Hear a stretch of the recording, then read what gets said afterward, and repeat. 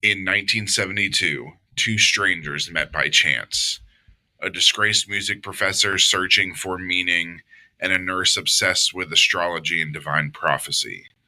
Within hours, they became convinced that they had shared cosmic destiny.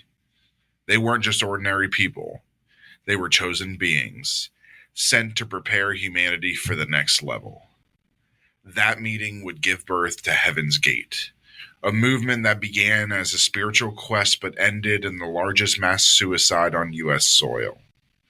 But before the bunk beds, the purple shrouds, and the Hale-Bopp comet, there was a man, a woman, and a revelation that would change everything. In this episode, we trace the origins of Heaven's Gate, from Marshall Applewhite's battles with faith and identity to Bonnie Nettles' belief in celestial guidance. We explore how their bond evolved into a religious movement, how they recruited their first followers, and how their message morphed from spiritual enlightenment into a strict apocalyptic cult. By the end, we'll see how a fateful meeting between two seekers set the stage for one of the most infamous tragedies in modern history. This is Scarlet Tavern. Tink. Tink. Once again, forgetting our glasses. All right, Heaven's Gate. So, when we did this last time, I had talked to Heaven's Gate when we did this in our first season. Without consulting me. Did they respond back? Responded already. I wonder if I can still find it in my email. Oh, Jesus.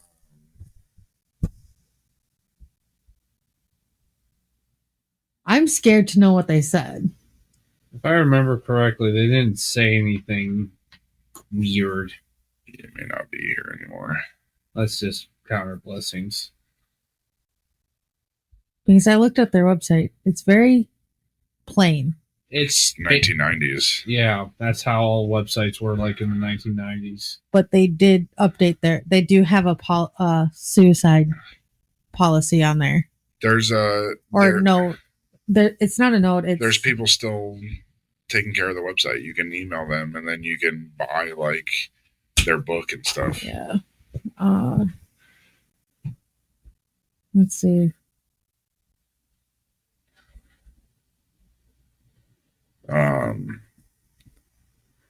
Yeah, this is one of the things I actually remember when this happened. Like I actually saw this on the news. I was a kid. Yeah, so like if you go to heavensgate.com, you can still see everything. Yeah, it says our position against suicide, and then they have a letter. Yeah. About against suicide. Late. Yeah. Well, they actually say do not commit suicide now. Well, yeah, after they realize, fuck, we don't have anybody anymore. So, we're again talking about Heaven's Gate. And yeah, I mean, technically you can still contact these people. I contacted them, said I was doing a podcast and all that. I forget what questions I asked them, but they were very vague with everything. But there are still people that at least maintain the website. Yep. I would be very surprised if they're actual like cult members. They were. They are. Oh. They still are. Yeah, they were. They were chosen to stay behind to run the website, if I remember the research correctly. So, before he became the leader of Heaven's Gate, Marshall Herff Applewhite Jr. was just another man struggling to find his place in this world. His early life seemed unremarkable, even privileged. He was born on May 17th, 1931 in Spur, Texas, a small town with a strong sense of community, faith, and traditional values. His father, Marshall Herff Applewhite Sr., was a Presbyterian minister who held strict religious beliefs and expected his son to follow in his footsteps. From a young age, Applewhite was known for his charisma.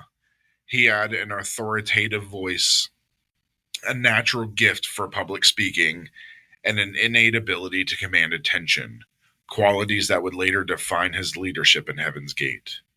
He was also a talented musician, drawn to opera and theatrical performance. His religious upbringing and artistic ambitions created a contradiction within him, one that would shape the rest of his life. As a young man, Applewhite attended Austin College, where he majored in philosophy. His studies were meant to prepare him for a career in the ministry, but something inside him resisted that path. Instead, his passion for music grew, and he earned a reputation as an engaging and animated performer. After graduation in 1952, he briefly attended Union Presbyterian Seminary in Richmond, Virginia, but he never completed his religious studies. He left seminary, abandoning his original career path, and chose to pursue music instead. This decision was the first major turning point in his life. After leaving the seminary, Applewhite's focus turned to music and education. He became a well-regarded music teacher, eventually taking a position as a professor at the University of St. Thomas in Houston, Texas. He was a dynamic instructor, beloved by his students for his passionate lectures, dramatic personality, and stylish presence. He was also deeply religious, though not in the conventional sense. He often questioned traditional Christian teachings, seeking deeper, more esoteric meanings in theology. But beneath his confident, charismatic exterior, Applewhite was a man torn apart by inner conflicts. His biggest struggle was his sexuality. He had same-sex attractions, something that clashed violently with his religious upbringing. Throughout his life, Applewhite attempted to suppress his desires, believing them to be sinful and in conflict with God's plan. In an effort to conform, he married Ann Pierce, a woman he had met during his college years. Together, they had 2 children, and for a while, he seemed to live the ideal family life. But Applewhite's marriage was built on denial and repression. He had affairs with male students and struggled with immense guilt over his inability to reconcile his sexual identity with his faith. The tension between who he was and who he felt he was supposed to be gnawed at him relentlessly. The breaking point came in 1965 when he was allegedly caught in an inappropriate relationship with a male student at the University of Alabama, where he was teaching at the time. Of course, it was Alabama. Mm-hmm. Might as well have been his cousin. The scandal led to his immediate dismissal. His wife, who had long suspected of his affairs, decided to end their marriage. She took their children and cut nearly all ties with him. Applewhite was devastated. His marriage was over, his teaching career was in shambles, and he had nowhere to turn. The guilt, shame, and loss of identity sent him into a deep depression, one that would shape the rest of his life. And Marshall was also drafted into the United States Army in 1954. Oh. He served in Austria and New Mexico as a member of the Army Signal Corps. He was a commo.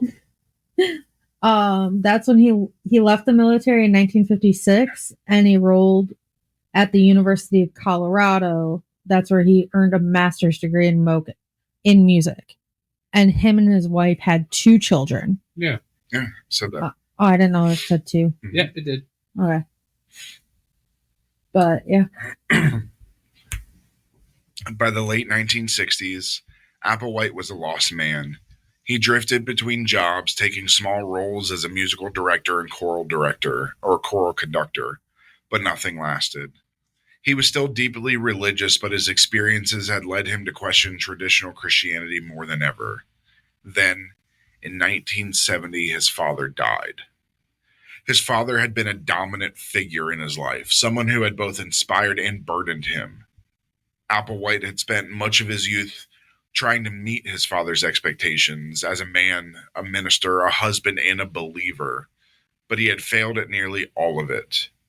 When his father passed, Applewhite's grief pushed him to the edge. He suffered what many believe was a severe nervous breakdown, marking the beginning of a period of extreme mental instability. At times, he would vanish for weeks, wandering from city to city, taking on odd jobs to survive. He later claimed that during this time, he experienced a series of visions and mystical revelations, messages that told him he had a greater purpose. He became obsessed with spirituality, New Age ideas, and extraterrestrial life. One thing became clear to him. His suffering was no accident. It was part of something bigger. By 1972, Applewhite had reached his lowest point. He was unemployed, burdened by debt, and increasingly detached from reality. He felt as though his life had been wiped clean, as if he were no longer the man he had once been. Then, in what he later described as a cosmic event, he met Bonnie Nettles. I will say Bonnie Nettles is the entire reason for Heaven's Gate. Yes. Without her, Heaven's Gate would not exist. Nope. Their meeting was serendipitous, almost surreal. Some accounts say he was visiting a sick friend at a hospital where Nettles worked, while others claim he was admitted to the hospital himself for psychiatric treatment. That's what I believe. Whatever the case, from the moment they met, something clicked. Nettles was a devout believer in astrology and mysticism. She was convinced that higher beings had chosen her for a special mission, one that she believed Applewhite was destined to be a part of. She told him that extraterrestrials had foretold their meeting and that together they had a divine role to fulfill. For Applewhite, it was a revelation. He had spent years adrift, drowning in guilt, confusion, and self-doubt. But in Nettles, he found someone who saw him differently, not as a failure, but as a prophet. That day, Applewhite's identity changed forever. Marshall Applewhite's life had been a series of contradictions. A man caught between faith and doubt, desire and repression, failure and destiny. He had been searching for meaning, for purpose, for a reason to believe that his suffering had not been in vain. When he met Bonnie Nettles, it felt like an answer to a question he had been asking his entire life. Together, they would embark on a spiritual journey that would lead to the creation of one of the most infamous religious movements in history. They would soon begin traveling the country, spreading a radical new message, one that combined Christianity, New Age beliefs, and extraterrestrial salvation. They would abandon their old lives, take on new names, and convince hundreds of people that the world was about to end and that they alone held the key to salvation. He was no longer Marshall Applewhite, the failed professor. He was Doe, the messenger of the next level. And his mission was just beginning. And yes, you heard that right. His name was Doe. D-O. Doe. That was the name given to him by the extraterrestrials. Yep. I think there was another. Doe is the second nickname he got. We'll go through them. Yeah. If you wrote this right, they should be in here. Because they're significant. So, let's talk about T. T.I. Bonnie Nettles. T. Before Bonnie Nettles became T, before she was the co-founder of Heaven's Gate, she was a woman fascinated by mysticism, astrology, and the unknown. Unlike Marshall Applewhite, whose past was defined by guilt, repression, and instability, Nettles had an unwavering confidence in the unseen. She believed the universe was alive with messages, and she had dedicated much of her life to deciphering those signs. By the time she met Applewhite in 1972, she had already lost faith in traditional religion, had distanced herself from her family, and was immersed in esoteric teachings, seances, and spiritual visions. She believed she had been guided to Applewhite by forces beyond human understanding, and Applewhite, lost in searching, believed her. But who was Bonnie Nettles before she became the mystical force behind Heaven's Gate? Bonnie Lou Nettles was born August 29th, 1921 in Houston, Texas, and that's the first issue. She was born in Houston. Unlike Applewhite, who grew up under the shadow of strict Christian doctrine, Nettles' childhood was relatively ordinary.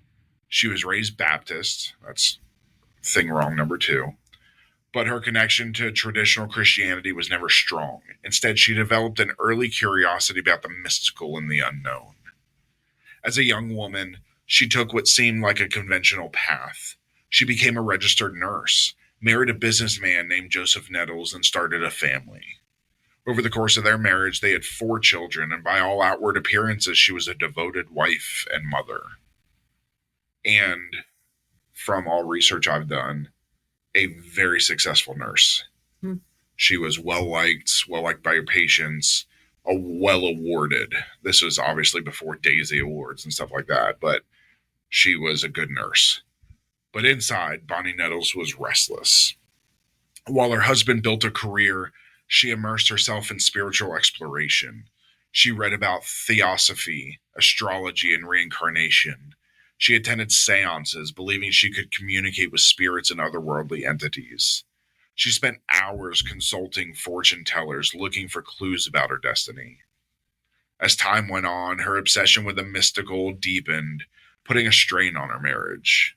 She spoke of divine messages, told her children that the world was on the verge of a great change, and insisted that she was receiving guidance from celestial beings.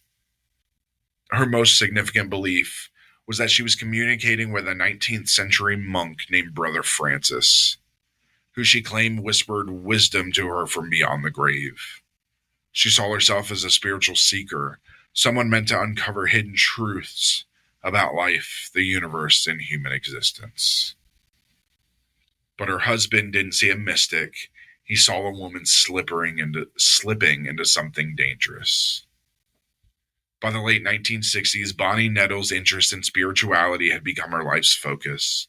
She was no longer just reading about astrology, she was practicing it, using star charts to interpret people's fates.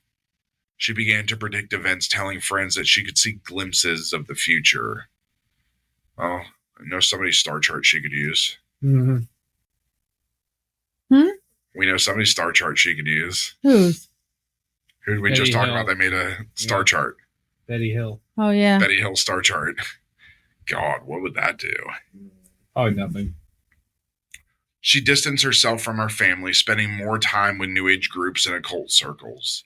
She believed she had a greater mission, though she didn't yet know what it was.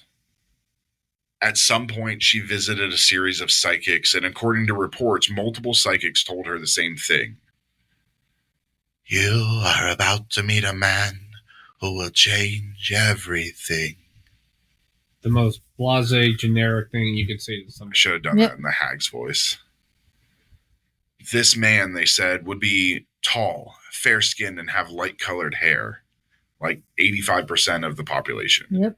He would be someone who needed guidance, someone who shared a divine purpose with her. Oh, yeah. And then, in March 1972, she met Marshall Applewhite. The details of how Applewhite and Nettles first met remain unclear. Some accounts suggest that he was visiting a friend in the hospital where Nettles worked as a nurse, while others claim that he was a psychiatric patient at the facility. What is undisputed is the instant connection they felt. Applewhite was emotionally broken, drowning in depression and confusion, searching for a purpose that made sense of his suffering. Nettles, with her spiritual certainty and unwavering conviction, provided something he had never experienced before, an explanation for everything that had happened to him. She told him their meeting was no coincidence. She said that their souls had known each other before, that they had been reunited in this lifetime for a mission beyond human comprehension. And Applewhite, desperate for meaning, believed her. Over the next several weeks, they spent hours talking, studying, and building a shared belief system. They combined Nettles' knowledge of astrology, mysticism, and divine communication with Applewhite's Christian upbringing and fascination with UFOs. Together, they came to a radical conclusion. they were not human at all. Yeah, no shit. Instead, they were divine beings sent to Earth to fulfill a prophecy. Okay, then. I just think the batshit crazy. From this moment on, never mind. Oh, jeez. Mm-hmm. Nettles and Applewhite were inseparable. They began calling themselves the Two, referencing the two witnesses from the book of Revelation who were said to prophesy during the end times. Way to put yourself at the front of the story, people. So I know you don't, I've never heard of Catholicism doesn't We don't deal with New Testament. Of course we do. We just don't deal with Not Revelation. Revelation. Not Revelation. So it is said in the book of Revelations, obviously, for those that don't know, Revelations is the book that is the end times. That there would be two witnesses that would bear prophecy during the end times, and they would bear witness to the fire falling from the sky, basically everything that happens during the end times, and that two prophets would stay and would bear witness to it all. And these two claim to be that too. So yeah, talk about inserting yourself as the main character. Main character energy. I'm trying to find, because they had a specific verse in Revelation that they used. Yeah, no, we never. I think it was like Revelation 12. Yeah, they used to get annoyed. The priests and everybody and the religious teachers when I went to school would get annoyed with us kids if we read Revelation. Mostly because they knew that, oh my God, the kids are reading Revelation. Now they're going to think that everything is end of the world, blah, blah, blah. No, it's not, blah, blah, blah. So when I was into all of that, I studied Revelations religiously. It's Revelations 11:3. 11:3. God states he will empower two witnesses to prophesy for 1,260 days clothed in sackcloth, signifying a period of mourning and distress. And that is, actually, I'll read you. Yeah, that's the NIV version. Yeah, we were encouraged to read And then it goes Revelation. Then it goes on to the woman and the dragon. Yeah, it was the opposite for us. We were encouraged not to read Revelation. Yeah, well, being in a Bible-based church. I mean, I don't know. I've heard two arguments. One, I had one nun tell us kids, it was like, listen, it'll happen, and you're not going to be able to do anything about it, so just relax. Or two, I had one priest tell me that it's a lot of newer biblical scholars have, not very many, but some of them have believed that Revelation was meant for a different time. It was meant, when Revelation was written, it was written within the 50 to 100 years of Jesus' death.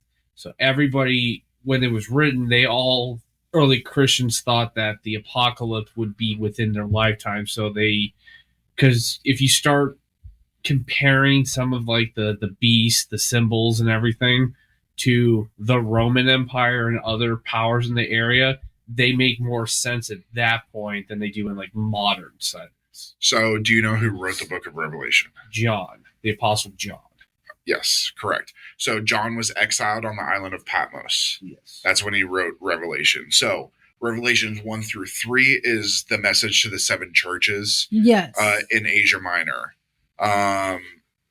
It basically represented the spiritual conditions of both ancient and future churches.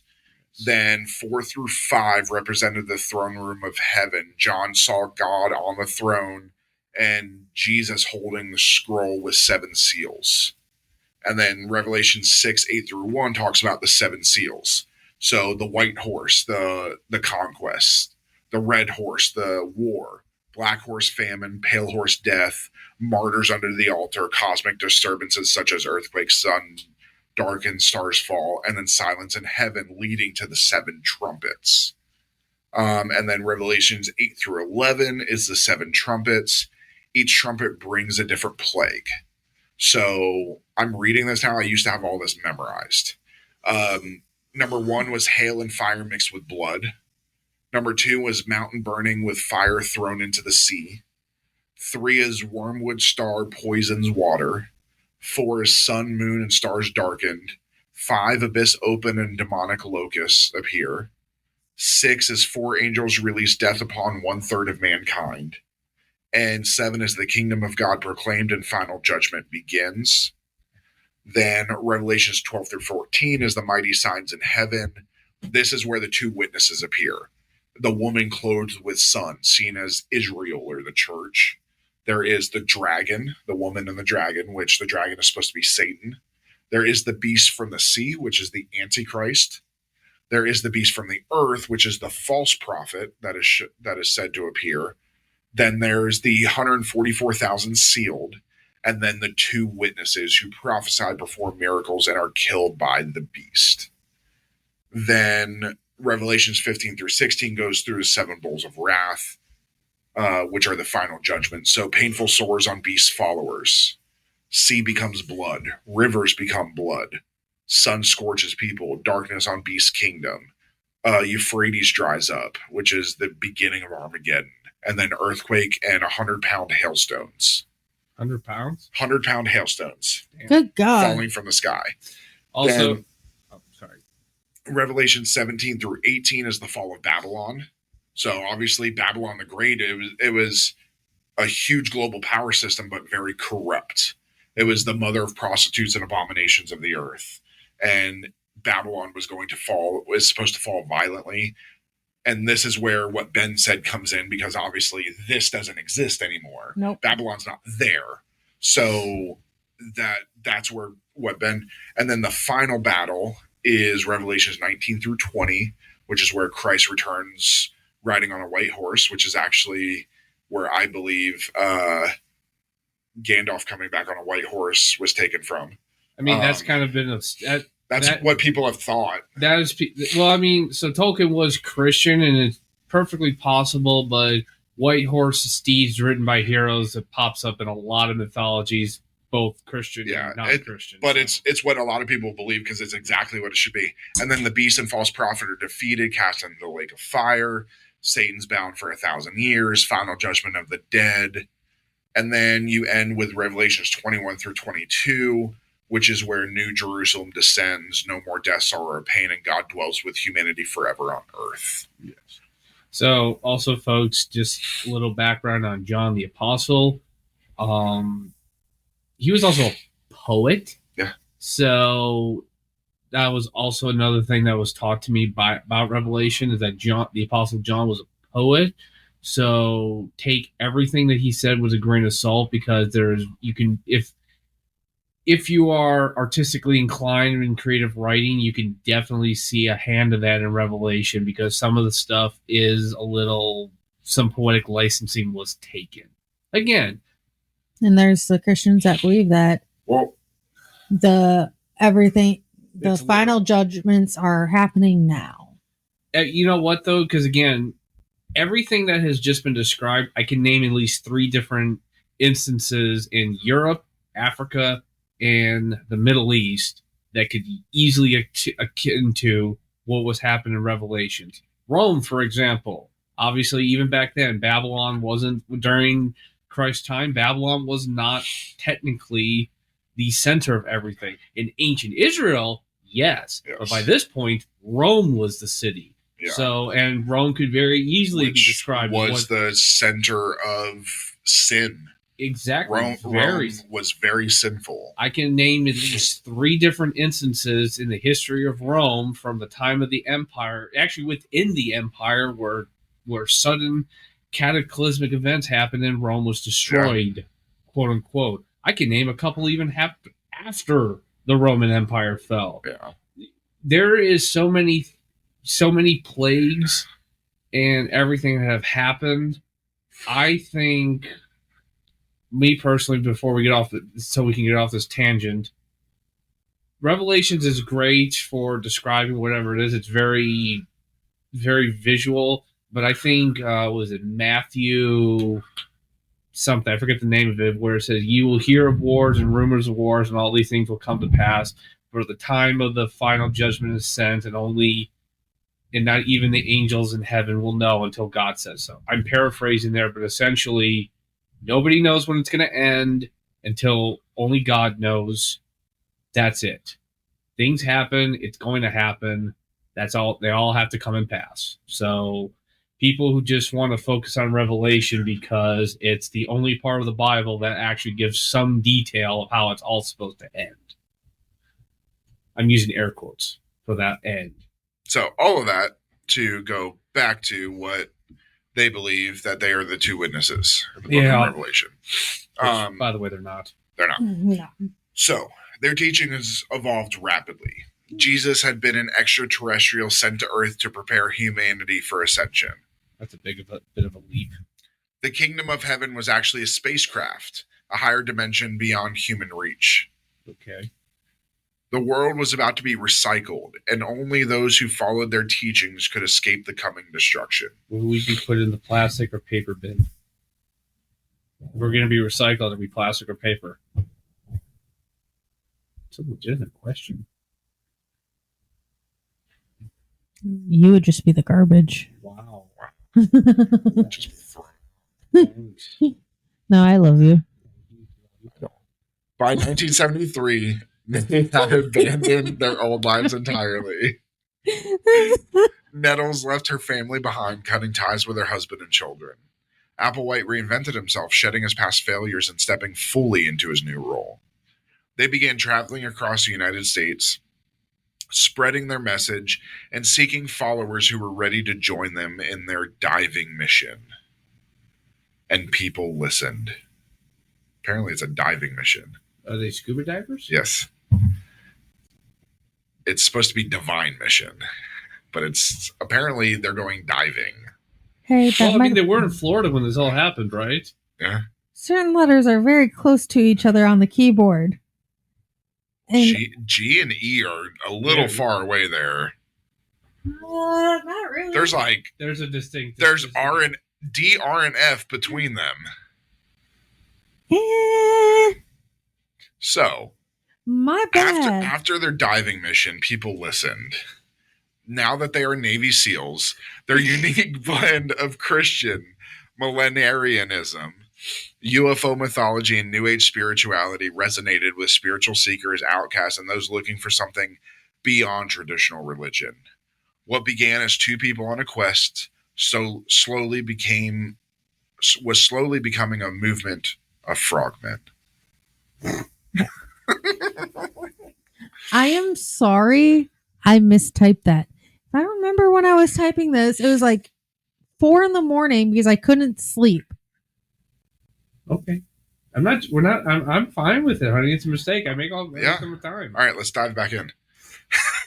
Okay, babe, you need to proofread my stuff now because he's not letting me live this down anytime soon because this is the second one that I've fucked up. Bonnie Nettles was more than just a co-leader of Heaven's Gate. She was its spiritual architect. Applewhite was the voice, but Nettles was the guide. He preached, but she interpreted the signs. He commanded loyalty, but she created the theology. It was her influence that pushed the group toward asceticism, and self-denial, leading them to reject personal relationships, sexuality, and material attachments. It was her mystical interpretations that convinced Applewhite that they were destined to leave Earth and ascend to the next level. Like I said, everything is her. If it weren't for her, none of this would have happened. No, it wouldn't have because Marshall would have probably still been a psych patient. Nettles would have probably found someone else that she could have hoodwinked and manipulated. Honestly, that's what it seems like, is that she manipulated Applewhite to do her bidding. So do you guys know what asceticism is? Yeah, it's the aesthetics, like the. I think Fasting, Oh yeah. fasting, celibacy, all of that. I I was thinking of something else. Sorry. What we know is like in Christianity, the saints and early Christian monks practiced it, like the Desert Fathers. If you've ever heard of the Desert Fathers, I think I have. The idea of it's to resist temptation of the flesh and draw closer to God. It in the Bible, Jesus fasting for 40 days. yeah. That's asceticism. It's an ascetic act. And every religion has them. So,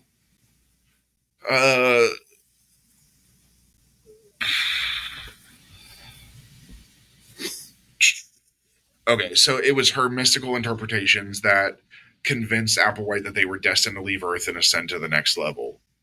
And when she died of cancer in 1985, it shattered everything. Her death was not supposed to happen. They had believed they would both ascend physically together. With Nettles gone, Applewhite was left to redefine their teachings to fit the reality he refused to accept. Her death transformed Heaven's Gate into a spiritual movement, from a spiritual movement into a doomsday cult, setting the stage for events that would unfold on March 1997. I will say, they were never, as far as we know, they were never romantically involved. Oh no, They saw each other more as family than anything. And if I understand Heaven's Gate, they really did like no sexual contact, no nothing. I think some of them castrated themselves. Yes. That was after Nettles' death. Okay. Before Nettles' death, they were allowed to have relationships and stuff like that. They couldn't have sex, though. They couldn't have sex, but they were allowed to have relationships. After Nettles' death, they weren't allowed to have any romantic attachments whatsoever. And men went as far as going to Mexico to get themselves surgically castrated. Yeah. Bonnie Nettles was the true believer. The force that turned Marshall Applewhite from a broken man into a self-proclaimed prophet.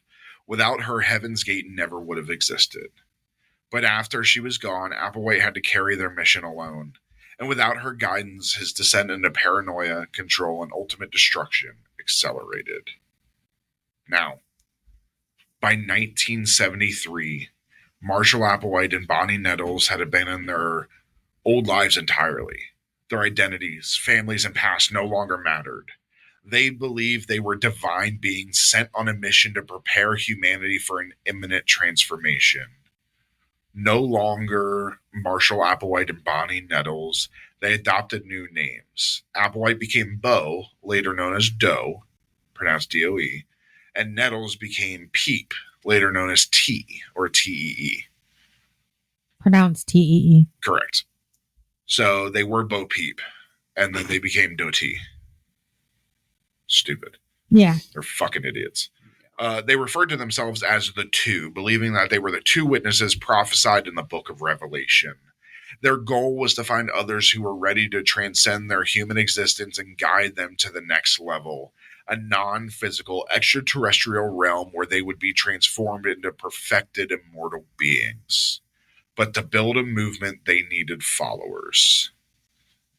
For the next 2 years, Bo and Peep, which we're using those because they haven't changed their names yet, traveled the United States, spreading their teachings in bookstores, college campuses, New Age centers, and alternative spiritual communities. They used various recruitment stages. They used word-of-mouth networking. They connected with people through spiritual discussion groups and UFO meetups. They held gatherings in small towns, advertising through handwritten flyers and posters that invited people to learn about the next evolutionary step for mankind.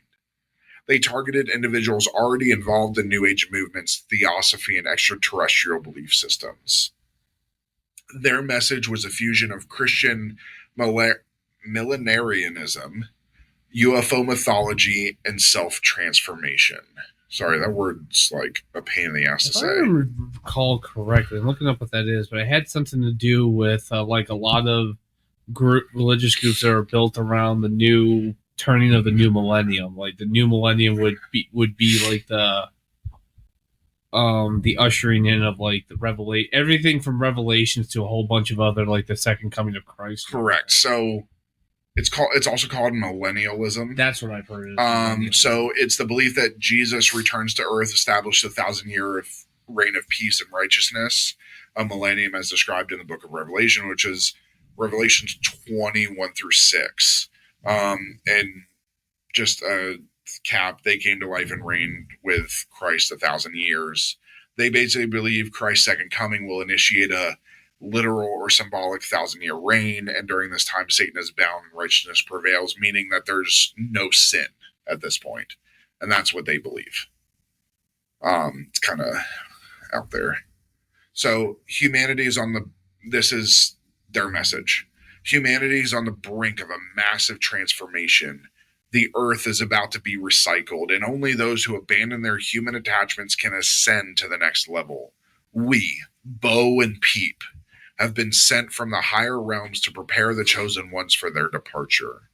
Those who listen will be taken aboard a spacecraft and transported to the kingdom of heaven. Those who remain attached to the world will be left behind. Listen, if they had chosen a different name other than Bo and Peep, I might have got more people. Like, fucking nursery rhyme, fucking Little Bo Peep. To some, their message was nonsensical, but to others, it was revolutionary. People were drawn in, intrigued by their calm yet commanding presence, their certainty, and their promise of escape from human suffering. Bo and Peep didn't just offer religion. They offered a new way of life, a radical rejection of society, and the possibility of leaving Earth entirely. And people believe them. I will tell you right now, if this happened again, these two, guarantee you we would see a lot of people take up. Sure, yeah. A lot of people would do it. There's always people who will believe this kind of stuff. The first major success came in May 1974 when a woman named Sharon Morgan abandoned her home and children to join them. Though she left the group a month later, her recruitment marked a turning point. They now had evidence that their teachings could convince people to walk away from their previous lives, including their fucking children. That's the saddest part, is that they left their children. Yeah. As sad as that is, the kids are probably better off if their parents are just going to do this. There's like no children in this cult. No, yeah, I know. No children. It's all adults. Yeah. I know. And honestly, God, as sad as this whole story is, honestly, I think the kids got off easy, because imagine having to have these weak-willed parents as your parents. You're watching your parents sit up on the edge of a fucking building, waiting to jump off when a fucking ship is supposed to get them. Yeah. We actually see that in a few different TV shows. They actually take from this. Oh yeah, It was in The Rookie. It was in The Rookie. That was based off of this. Yeah, it was The Rookie. It was, I want to say it might have been the missile episode. Yeah, it was the one where they got that. So that whole thing was based off of Heaven's Gate. But it was in 1975 that their movement truly began to grow. In April 1975, Bo and Peep held a large gathering in Studio City, Los Angeles. Among the 80 attendees, at least 25 people joined them on the spot, leaving behind their families, careers, and possessions. They continued their tour, traveling through California, Colorado, and Oregon, holding more meetings and gaining more followers. Their biggest recruitment event came in September 1975 in the small town of Waldport, Oregon. Bo and Peep arrived in Waldport, a quiet coastal town with a strong counterculture movement, which is why they picked it. They held a meeting at a local motel hall attended by about 200 people. The two leaders spoke in soft but confident tones, presenting themselves not as religious preachers but as messengers of higher knowledge. They told the audience that the earth was about to undergo a cataclysmic event, that they were representatives from the kingdom of heaven sent to gather the chosen few before the earth's recycling. And only those who abandoned their worldly attachments could be taken aboard the spacecraft that would transport them to the next level. That night, 20 people vanished. They sold all their belongings, left behind families, and joined Bo and Peep on their nomadic spiritual journey. Again, I think the family's got the better end of this deal. I know that sounds harsh and everything, but made a choice. Yeah, like I understand that, but it's still harsh to like. It's like fuck. It is. But the worst part is that again, some two kooks named Bo and Peep show up and tell you all this. You're like, I must leave my wife, children, or my husband and children and everything and leave. It's like, wow, did you really just not care that much that two randos who just waltz into town one night and you're gone the morning? That's bad. I'm sorry, that's bad. The sudden disappearance of these individuals triggered nationwide media coverage. Families and friends frantically searched for their loved ones. The story became so sensational that even CBS Evening News covered it, with Walter Cronkite reporting. A score of persons from a small Oregon town have disappeared. It's a mystery whether they've been taken on a so-called trip to eternity or simply been taken. I don't remember what Walter Cronkite sounds like, but we'll say it's that. Yeah, I can't really do it. Yeah, it's beyond my time. For Bo and Peep, this was proof that their message was working. But with increased media attention came increased scrutiny. Local authorities and concerned families began searching for missing members, worried that something sinister was happening. The group, now numbering around 100 members, realized that they needed to disappear from the public view. So they did. From the Waldport disappearances, Heaven's Gate ceased public recruitment and became a closed, insular community. They abandoned public meetings, opting instead to move secretly across the country, living in makeshift camps, tents, and remote locations. They became hippies. From the sound of it, about half of them were already hippies. Yeah. They established strict rules. No personal relationships or emotional attachments. Friendships and romantic ties were discouraged to maintain total devotion to the mission. No contact with family or the outside world. They were told that their old lives were over. New identity system. Members were required to adopt new names, typically 3 letters, names ending in O-D-Y, like Jamodi, Rakodi, or Lavodi, symbolizing that they were children of the next level. And just be aware that there's no vowels besides the O and the Y. Correct. Well, Y is not a vowel. Sometimes Y. A-E-I-O-U. And sometimes Y. A-E-I-O-U. A focus on purification and discipline. The group adhered to a strict diet, celibacy, and a rejection of human desires. They moved from place to place, often sleeping in tents and eating collectively. They saw themselves as spiritual nomads, preparing for their eventual departure from Earth. For almost a decade, Heaven's Gate remained hidden from public view. They lived in seclusion, waiting for the sign that it was time to ascend. But by the mid-1980s, their belief would be challenged in an unexpected way, when Bonnie Nettles, the movement's spiritual architect, was diagnosed with cancer. Her death in 1985 would shake the foundation of their doctrine, forcing Applewhite to reshape the group's beliefs. By 1976, Heaven's Gate had transitioned from an open spiritual movement into a full-fledged reclusive cult. Bo, and Peep had succeeded in convincing dozens of people to abandon their lives, and their teachings were becoming more rigid, more extreme, and more apocalyptic. But their next challenge would change everything. With Nettles' death in 1985, Applewhite had to rewrite their theology to account for something they never anticipated: the possibility that they wouldn't ascend in their physical bodies. This shift in doctrine would lead to the ultimate tragedy, the mass suicide of 1997. And Bonnie died of melanoma metastatic cancer to the liver. Yeah, liver cancer. So melanoma is skin cancer, though, right? Did I pronounce it right? Melanoma metastatic to the liver. Yeah, it's liver cancer. Typically, yes, melanoma is skin cancer. Well, melanoma metastatic, that means it was skin cancer. Yeah. Skin cancer that moved to the liver. Yes. So, for over a decade, Bonnie Nettles and Marshall Applewhite had preached that their bodies were merely temporary vehicles meant to be transformed into perfected extraterrestrial forms when they ascended to the next level. But in 1985, everything changed. Nettles, the visionary force behind Heaven's Gate, the woman who had interpreted the celestial signs and guided Applewhite's spiritual awakening, was diagnosed with cancer. The prognosis was grim. She had an aggressive tumor behind her right eye, and despite medical intervention, the cancer quickly spread. Her illness shattered the very foundation of their belief system. Behind her right eye, she didn't see that one coming. Listen, she deserves it.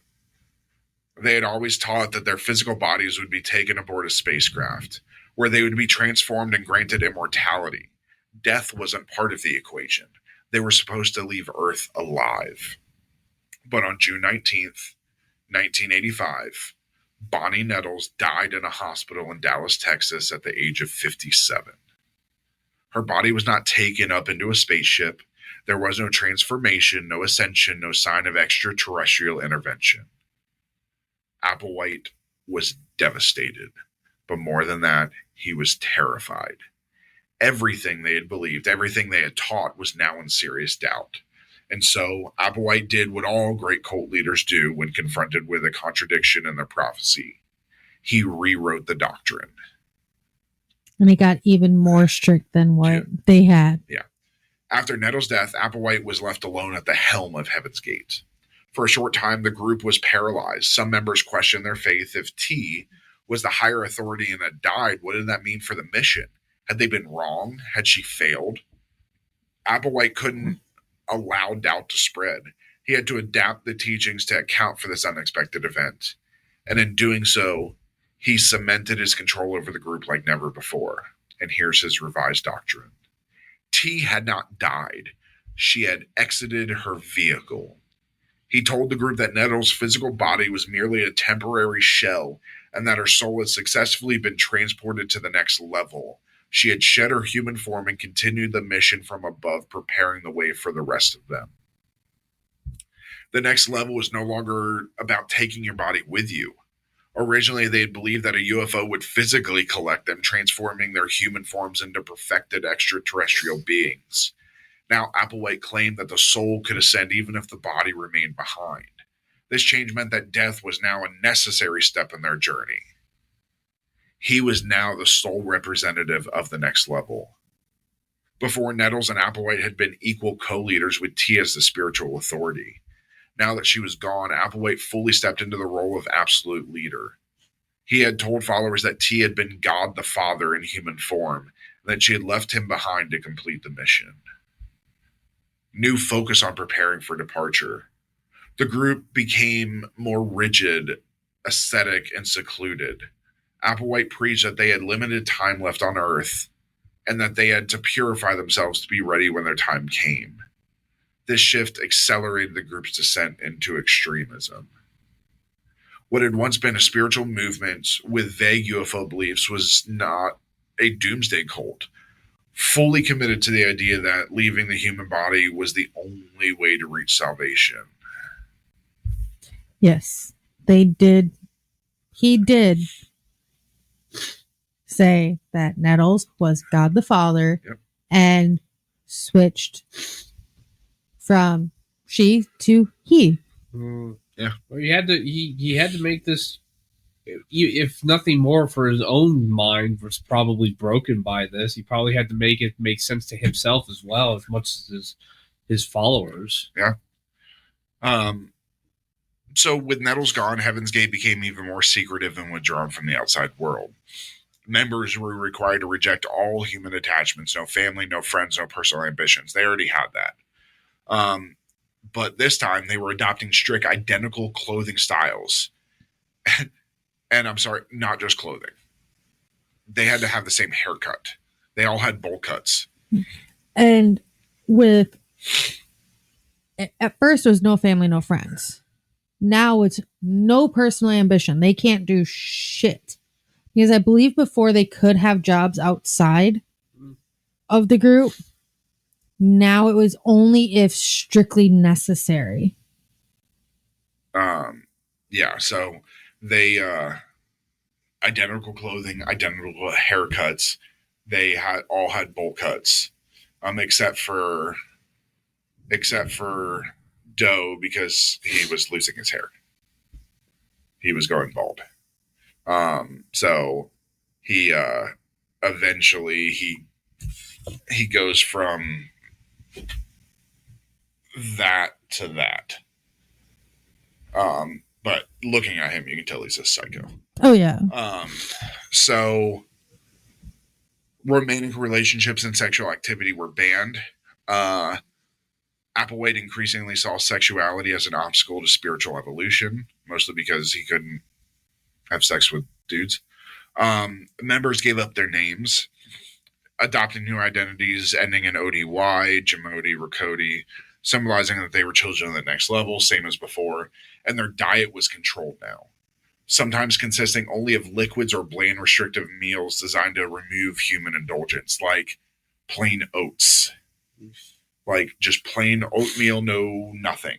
It was to prepare them for the next level because apparently aliens don't know how to season food. I mean, white people barely know how to season food, let alone aliens. So that's Ben, not me. Wow, I actually know how.